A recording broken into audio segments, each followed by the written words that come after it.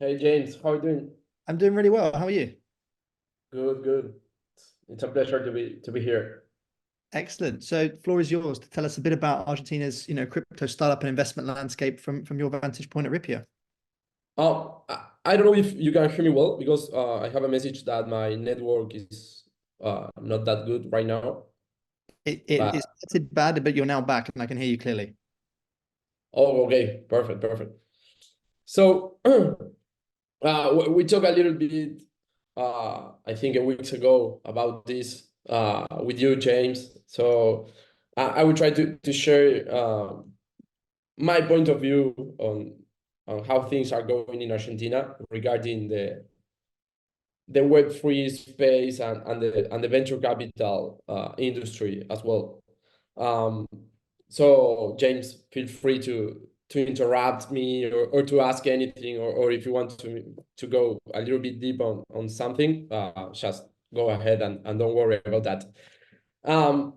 Right now, I will start by sharing this. Everybody knows that whenever you're talking about venture capital or wherever you're talking about some matchmaking industry at all, you need a kind of balance, right? You need the right amount of capital in one hand, and on the other hand, you need the right amount of entrepreneurs. That balance in Argentina has been broken for several years. We have a lot of entrepreneurs. We have great entrepreneurs, a lot of people that is doing amazing things. And the capital is not enough. There are several things I could consider about that. Why it's not enough? Maybe there are not a lot of actors willing to invest in Argentina. The capital markets are not that developed as any other country in the world, or maybe any other country in the region. Brazil has uh, a bigger stock exchange. Mexico, of course, the States. That's the main thing here. We have a lack of capital right now. We have a great entrepreneurial material, great people that is doing amazing stuff, but capital is not enough. So we from Prepare Ventures, we are one of the I guess the only Web3 100% Web3 VC fund in Argentina or in the region. Keep working with our colleagues from other venture capital firms to make them or to help them to invest into this industry as well.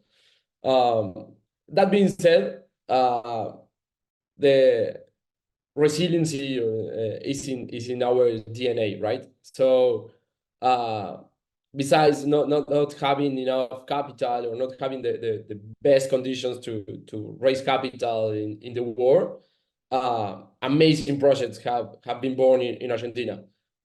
Previously, you have talked about the well-known centralized exchanges that have been born here. Some of them are talking in a few minutes about this. We have like top of the notch crypto project with Argentinian founders. A lot of crypto projects have Argentinians developers working in their teams. So we have the right entrepreneurial material, we have the right dev material, we have the technical staff or the tech guys here are really good. But again, the capital is one of the problems. And So how might I we, think how would we, how just, sorry to interrupt, but I'm very interested in how you solve that capital piece, right? Because you've got, as you said, you've got some amazing projects that succeeded without the capital, which to me says something very specific, right? And you have, but really strong founders, really strong devs, and people that, and an innovation like mindset here to, build and achieve and work around limitations. But if that capital was there, would it sort of naturally and easily compound the ideas? Or is it more than just capital that's needed? What do you think? I think that capital is the very first step of that. As Michael shared before, Argentina has a huge problem with trust building. We have talking about the macroeconomics, right?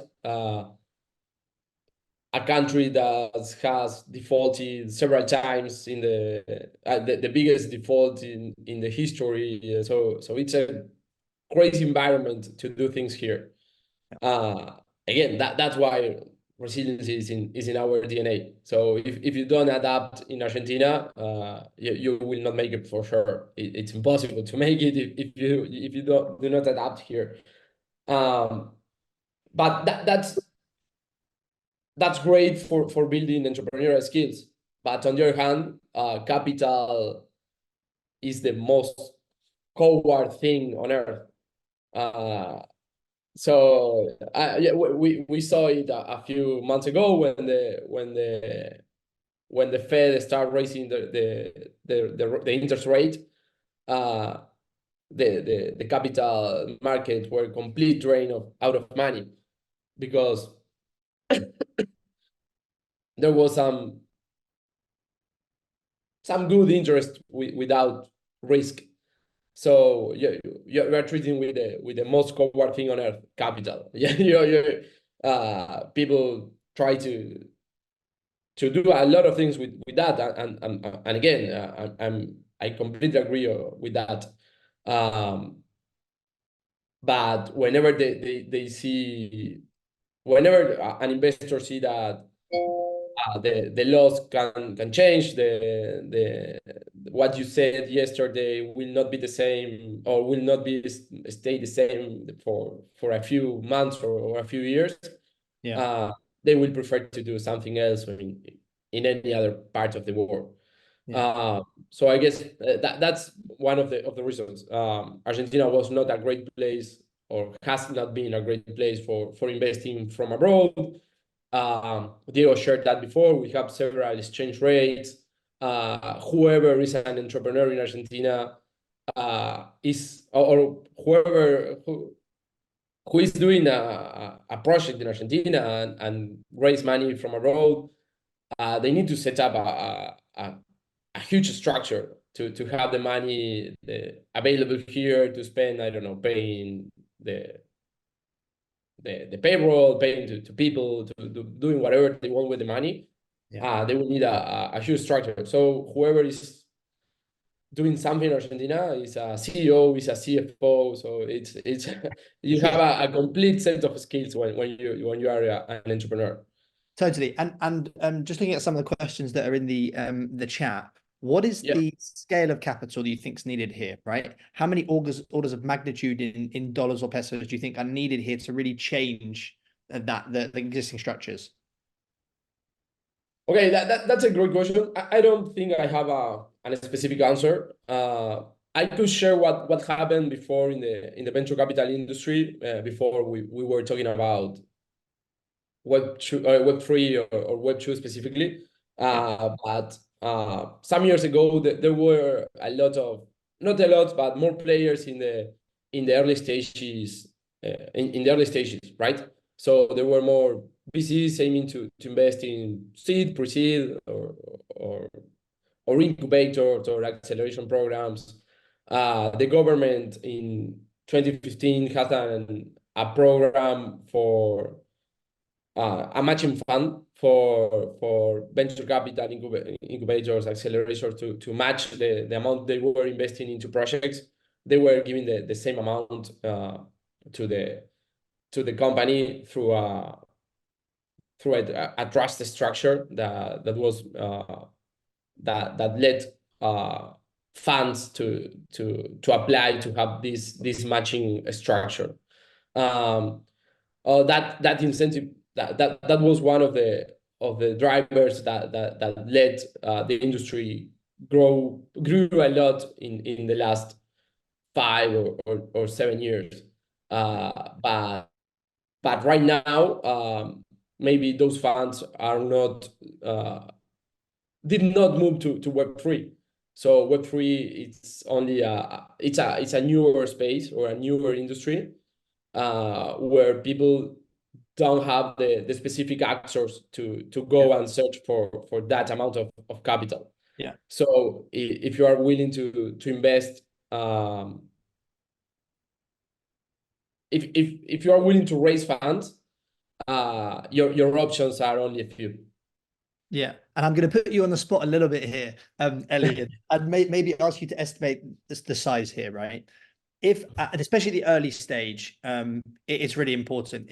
Crypto companies can raise obviously majority from wherever across the world, but in the early stage capital to inject in the next generation of crypto projects and also obviously support some of the existing crypto projects in Argentina. What do you think the size of that particular prize is? How much money would it affect like exponential change, do you think?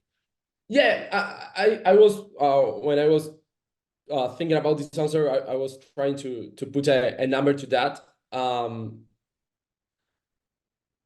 When last November, I'm talking about 6 months ago, we launched the batch 0. It was our beta testing for an acceleration program from Ripio Ventures. We received something around 100 applications. We only work with 8 of them. Mm. 3 weeks ago, we launched the batch 1, which is the new batch from that program. We received some similar amount of applications, and we are again only working with 7 of them. So if I have to make some crazy number about, okay, we are working 10 projects each semester, and willing to invest up to 100K in each of them. That I think that may be like 2 million, 2 million a year to fund them in a very early stage. I mean, just to give the starting money. It's a relatively small amount of capital to for what it could generate, right? Amazing. For sure. Yeah. But again, I'm just talking about planting the seed, right? Just giving them a very small amount of money to some, and again, it's only Ripio Ventures initiative. Sure. So Oak trees come from acorns. We all need to remember that, which is really important. Fantastic. We're at time, Elian. Thank you very much for your time today. I really appreciate it. Feel free to jump in the chat. I think there's a lot of questions to what you were saying, which is great. We can continue the discussion there. And people do remember to send to everybody instead of host and panelists. I'm not entirely sure why. Zoom has that as the default. But thank you very much, Elian. And hope to see you soon. Thank you. Thank you, guys.